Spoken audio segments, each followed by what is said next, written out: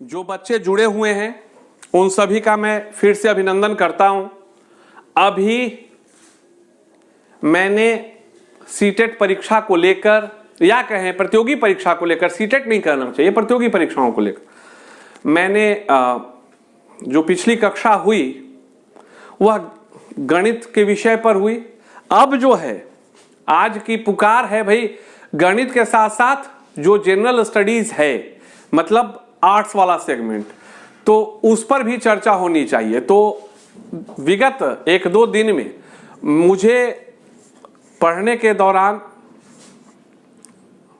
एक बड़ा ही अच्छा टॉपिक लगा, जिसको मैंने सोचा कि भाई लिखे हुए को आप क्या पढ़ेंगे, तो उसको आप लोगों के साथ शेयर किया जाए। और उस चीज को लेकर आज हम आपके सामने आए हैं। आज हम ज्योग्राफी में अरावली बनाम हिमालय, आज हम ज्योग्राफी में अरावली बनाम हिमालय के विषय में समझेंगे।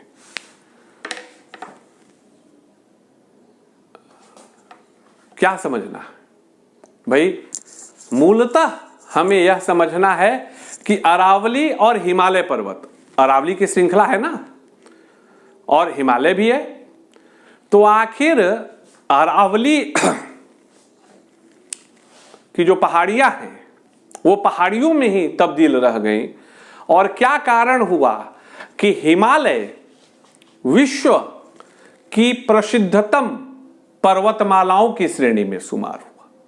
क्या कारण था कि दुनिया की 14 प्रमुख चोटियों में 8 प्रमुख चोटियां हिमालय पर्वतमाला के अधीन आती हैं, और अरावली, आखिर अरावली दब क्यों गया? क्यों ऐसा कहा जाता है कि आज हिमालय पर्वतमाला ज्यादा प्रसिद्ध है? दिमाग में सवाल आना चाहिए भाई। If you are the student of geography, if you are studying geography, then definitely it comes in your mind, आना चाहिए कि दोनों में पुराना कौन है, दोनों में पुराना कौन है। तो इसी पर एक संक्षिप्त परिचर्चा के लिए हम आए हैं। तो सबसे पहली बात जो जानकारी मैंने प्राप्त की, ऐसा माना जाता है कि हमारी जो पृथ्वी है, हमारी जो पृथ्वी है वो 450 करोड़ वर्ष पुरानी है। हमारी पृथ्वी कितनी पुरानी है? 450 करोड़ वर्ष पुरानी है।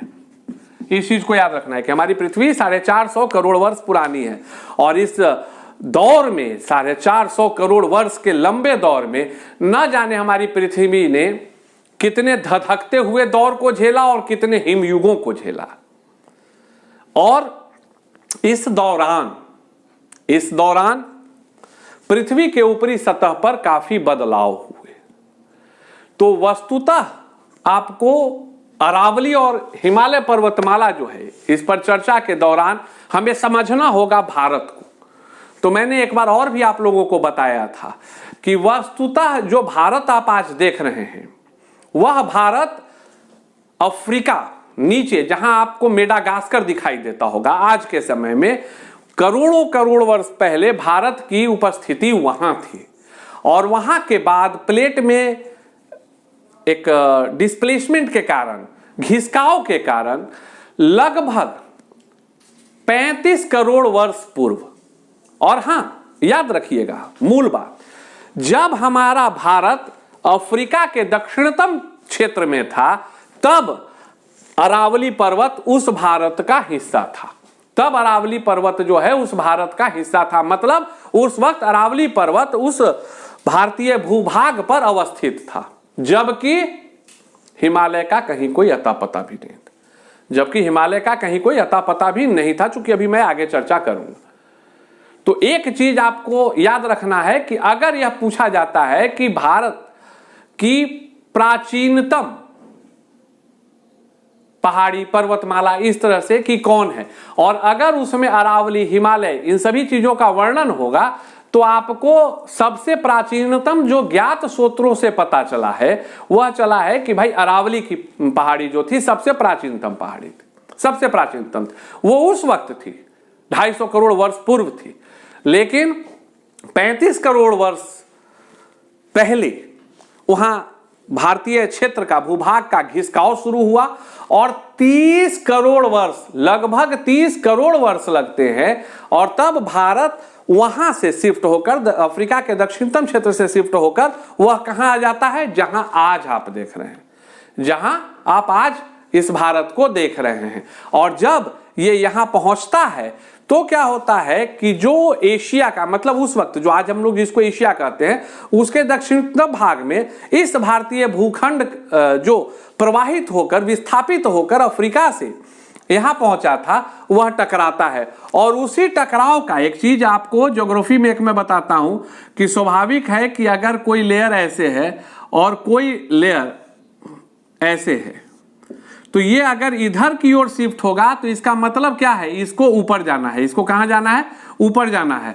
तो एक चीज आपको याद रखना है कि जो इंडियन टेक्टोनिक प्लेट्स था वह भारी था और इसी के कारण वो एशिया टेक्टोनिक प्लेट्स में वो क्या करता है, वो अंदर की ओर घुसता है और जिसके कारण जो दक्षिणतम भाग था एशिया का, वो ऊपर की ओर शिफ्ट होना शुरू होता है। और यही वह कारण बनता है हिमालय की उत्पत्ति का, क्योंकि उस वक्त यहां पर जो जल क्षेत्र था उसको टेथिस सागर के नाम से हम लोग जानते थे।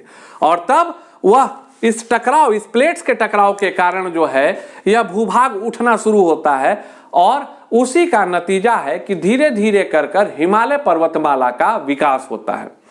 वस्तुतः अगर सरल भाषा में समझा जाए तो आज के समय में अरावली जो पहाड़ी है उसका ग्रोथ रुक चुका है, उसका बढ़ना, उसका जो हाइट इंक्रीमेंट है वह रुक चुका है, जबकि इस टेक्टोनिक टकराहट के फलस्वरूप आज भी हिमालय के विषय में कहा जाता है कि वह प्रत्येक वर्ष कुछ बढ़ते जा रहा है, उसमें प्रत्येक वर्ष कुछ मिलीमीटर की ऊंचाई उसकी बढ़ती है। तो एक तरह से अगर समझा जाए सरल भाषा में तो अरावली एक तरह से हिमालय पर्वतमाला के लिए काफी सीनियर, मतलब लाइक देसी लैंग्वेज में कहते हैं ना ग्रैंडफादर टाइप का, वो दादा टाइप का हुआ, काफी प्राचीन है और हिमालय पर्वतमाला को काफी युवा माना जाता है। और यही कारण है कि हिमालय के तराई जितने भी जगह हैं उनको भूकंप के क्षेत्र में सबसे ज्यादा सेंसिटिव रखा जाता है, जो कि आप जानते होंगे कि भाई सही बात है सर, ये अति संवेदनशील क्षेत्र है। क्यों? क्योंकि हिमालय के नीचे जो टेक्टोनिक प्लेट्स का हिस्सा है वहां अभी भी गतिविधियां हो रही हैं और उसी गतिविधियों के कारण हिमालय की ऊंचाई में भी विकास होता है और भूकंप की परिस्थिति आने की भी संभावना बनी रहती है। So this one is the basic comparison between Aravalli range and Himalayan range, कि भाई हिमालयन रेंज की जब उत्पत्ति हुई उसके करोड़ों वर्ष पहले जहां भारत था अफ्रीका के दक्षिण में, वहां इसके भूभाग पर अरावली की उपस्थिति थी। और यही कारण है कि इसके जो एक वायुमंडलीय परिवर्तन होता है उसका नतीजा है कि अगर आज से कई करोड़ वर्ष पूर्व बाद ऐसी भी स्थिति हो सकती है कि या तो उसके पहले हम लोग ही पत्थर वगैरह के लिए अरावली पर्वतमाला को समाप्त कर दें, जैसे कई जगह जो है अवैध खनन और खनन के लिए विकास के पथ पर कई जगह उस तरह के जो खनिज संसाधन हैं, जो पहाड़ हैं वो खत्म हो रहे हैं, या तो उसके पहले हम लोग अपनी आवश्यकता के लिए खत्म कर दें या वह वायुमंडलीय परिवर्तन के कारण अरावली खुद ब खुद खत्म हो जाएगा। जैसे एक मान्यता है ना वो भगवान शिव के लिए कि कहा जाता है कि जो उन्होंने जो पर्वत उठाया था कि वो जिस दिन विलुप्त हो जाएगा तो उस दिन आप मानिएगा कि सृष्टि का समापन हो गया। तो इस तरह की मौलिकता देखने को मिल सकती है। उम्मीद करते हैं कि सामान्य जानकारी आपको अच्छी लगी होगी। Kindly like, share and subscribe Rishi the creator. Thank you, have a great day.